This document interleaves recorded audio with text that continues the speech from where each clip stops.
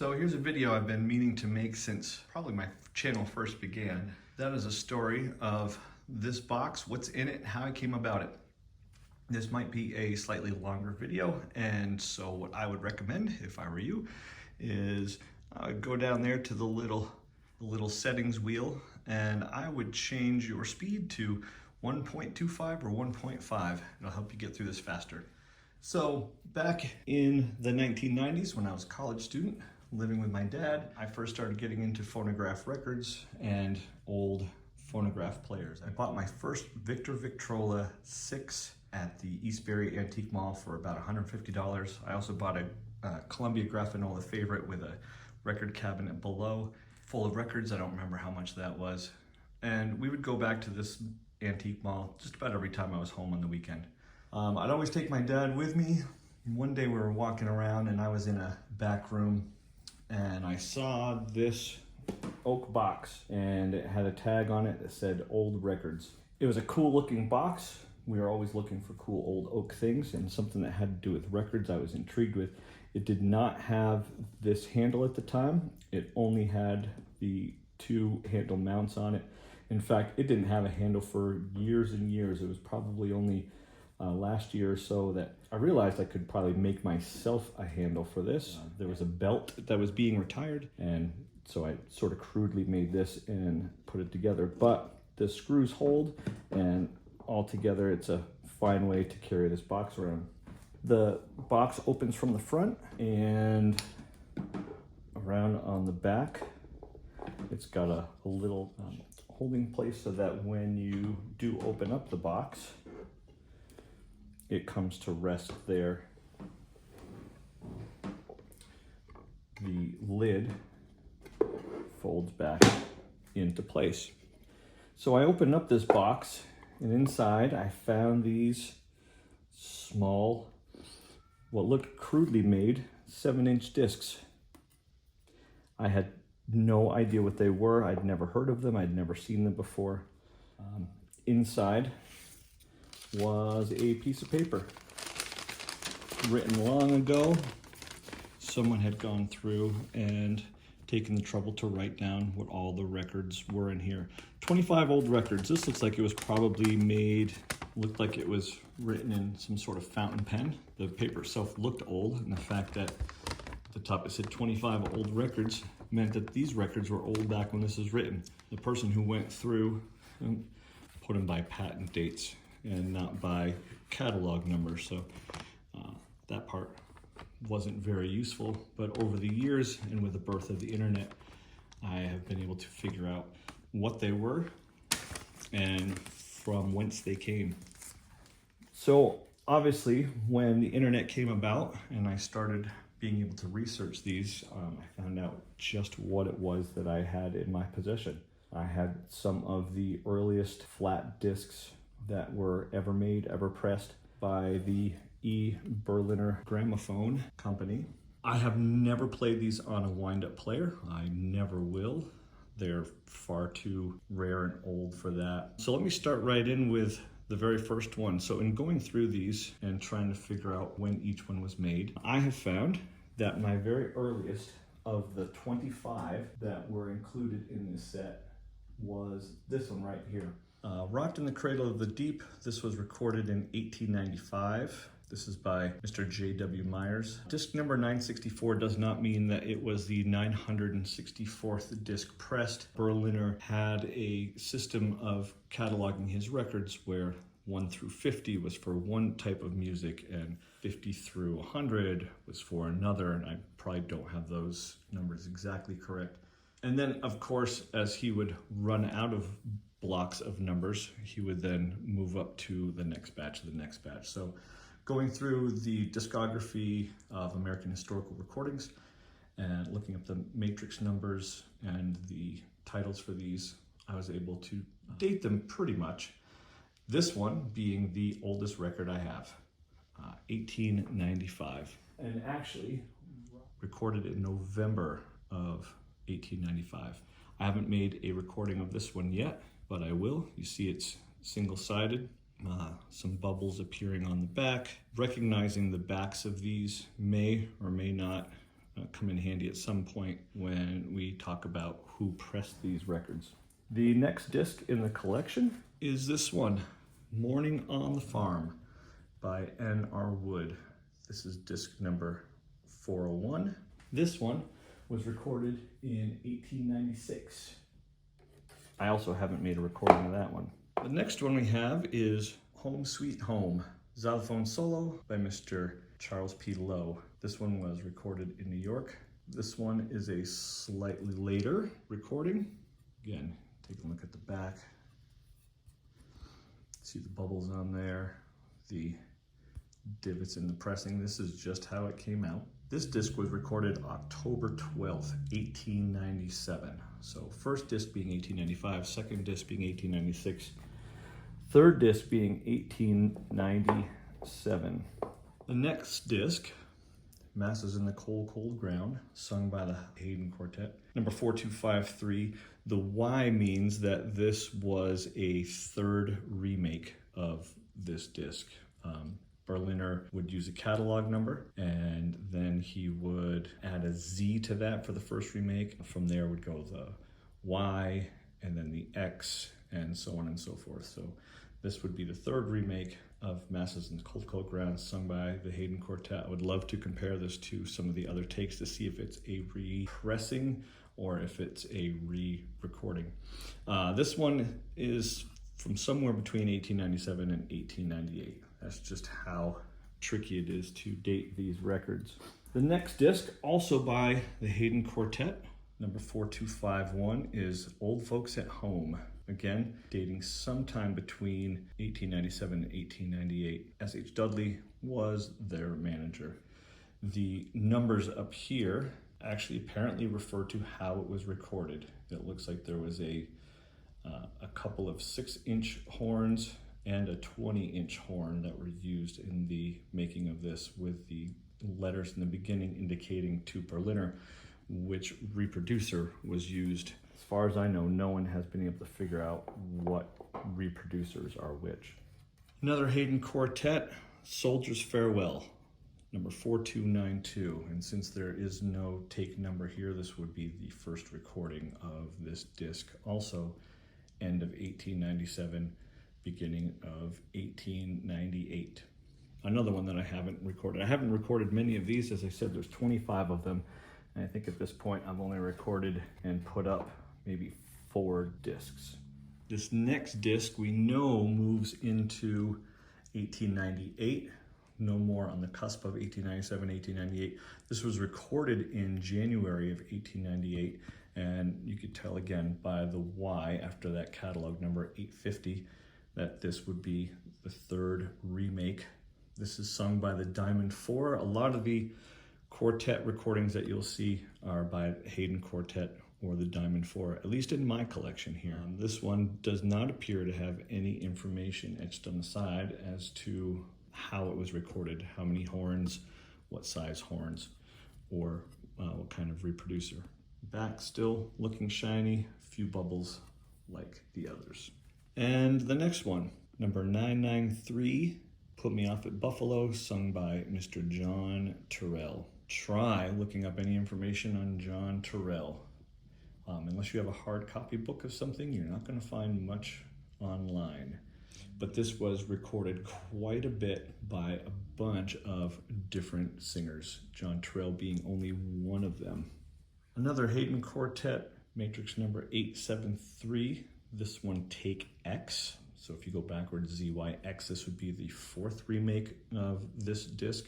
This is the Old Oaken Bucket, sung by the Hayden Quartet. Again, there's no recording information. S.H. Dudley, manager. So this is another early 1898 recording. 1898, just thinking about that is quite something. 127 years ago. El Capitan March, played by Sousa's band.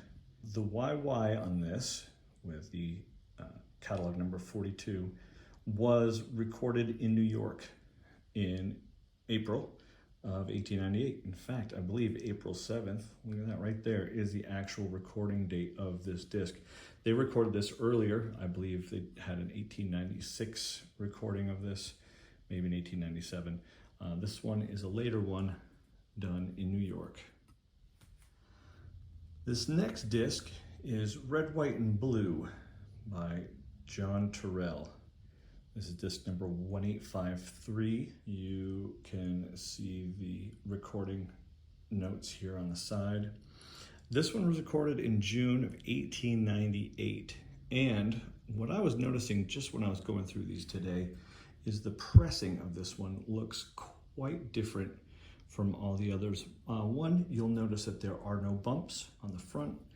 You'll notice that there are no bubbles on the back, and you will notice the rather textured uniform surface.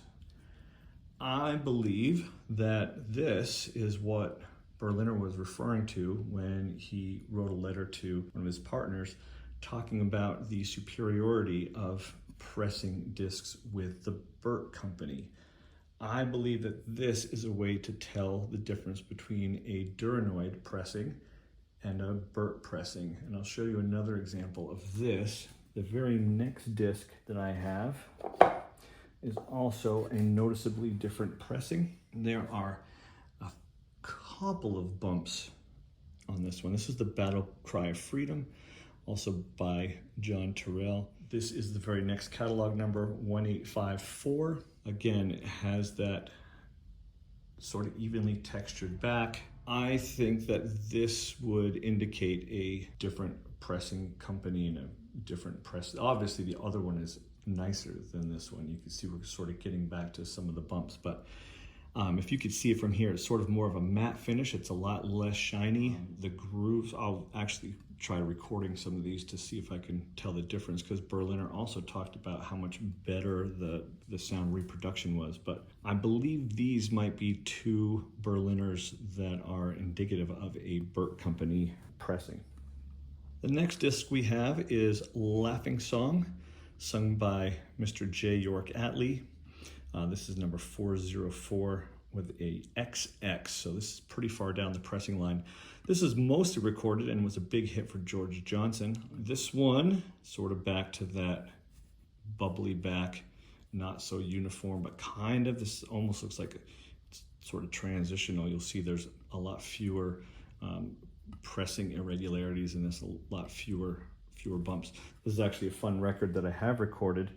I will make a better one in the future. We have The Palms, Cornet solo by Mr. Thomas Clark. This was recorded in October 20th, 1898.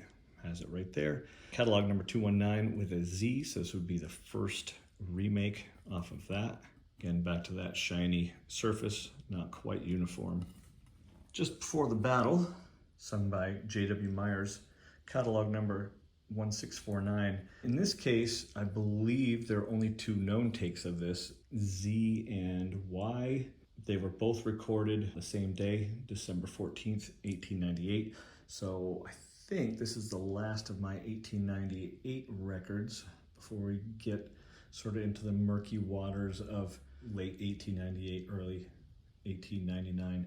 You can see we're back to the dimpled pressing, the shiny non-uniform back. I believe we're back to Duranoid pressings for this.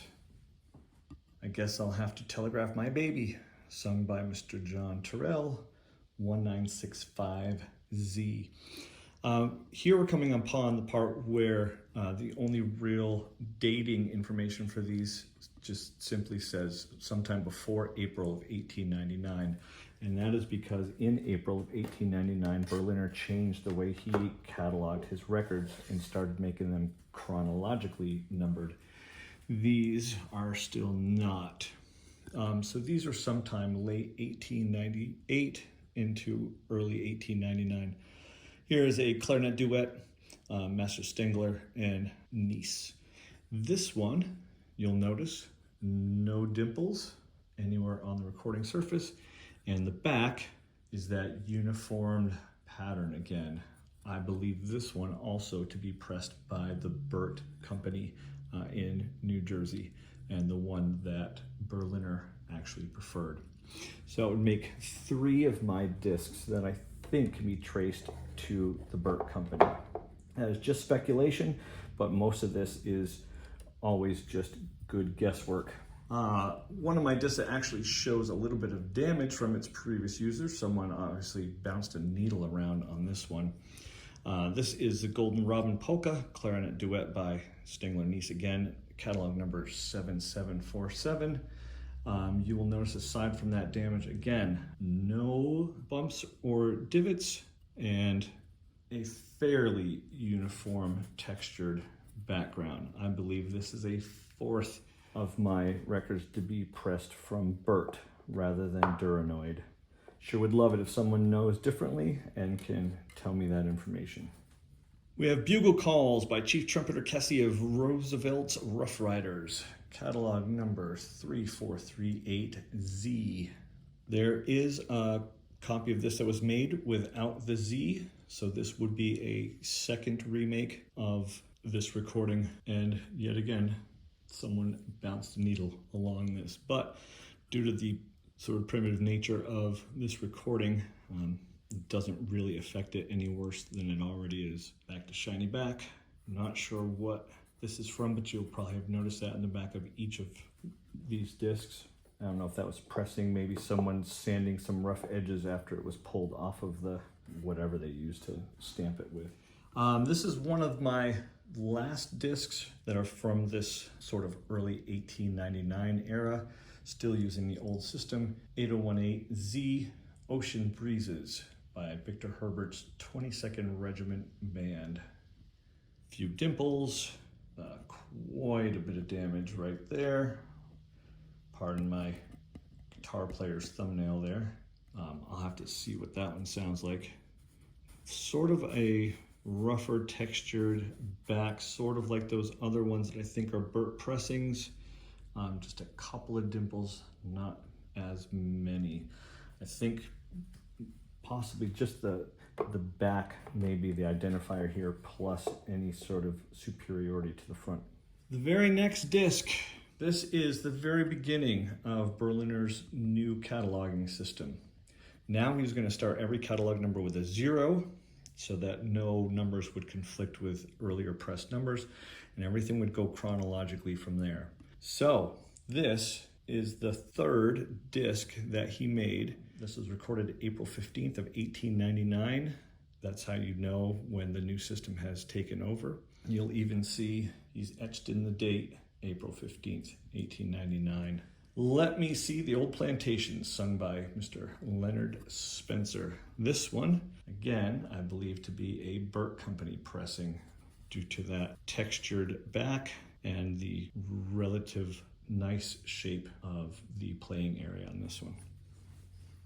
The very next catalog number happens to be in this collection as well, number 4. Whistling Rufus Son, also by Mr. Leonard Spencer. The J here stands for baritone soloist. So because he no longer had blocks of numbers that correlated with the type of record it was, he started adding letters to the face of the disc to let you know what was happening here. And again, you've got that April 15th, 1899, both these recorded in the same day. Interesting back on this one. Sort of looks like a cross between the Burt, but also the Duranoid. But looking at all the bumps on this one and its pressing issues, I would say that's a Duranoid pressing. Going chronologically now makes it much easier to put these in order that they were made. So catalog number 075, Hands Across the Sea March, played by Sousa's band. This was, I think, about June of 1899. And you can see the date here has changed. Now it's April 22nd. Also an indicator of how it was recorded. Reproducer H and 2 15-inch horns. The A up here means band recording. Uniform back, not shiny, relatively few dimples. If my hunch is correct, this would be a Burt pressing. Kiss Me Honeydew, sung by Mr. A.C. Campbell, disc number 0360 with an I. Not quite sure what the I is. That's one of those I haven't been able to look up. Maybe it's for tenor singers, not baritones. I'm not quite sure.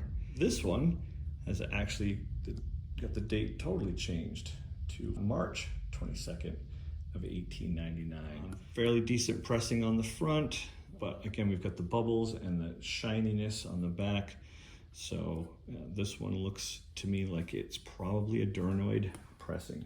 And this, despite the fact that there are 2 more discs in here, this is my very last authentic Berliner's Gramophone records. This is Old Black Joe by the Hayden Quartet. It's disc number 0411. It's got an N down below. That stands for quartet or vocal group. Recording date of August 7th, 1899. So close to the turn of the century. These are all 19th century recordings that I found in this box. Did I mention the price at the beginning? Well, not sure I did, but the price tag on the box said $90. And I thought, oh my gosh, $90. I was used to paying $5, $10 for a box of records, so paying $90 seemed outrageous to me, and I just didn't think I could swing it. In fact, I couldn't.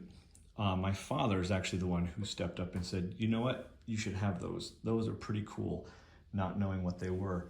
So my dad actually gave me the $90 so that I could buy this box of records. As it turns out, that was a pretty good investment.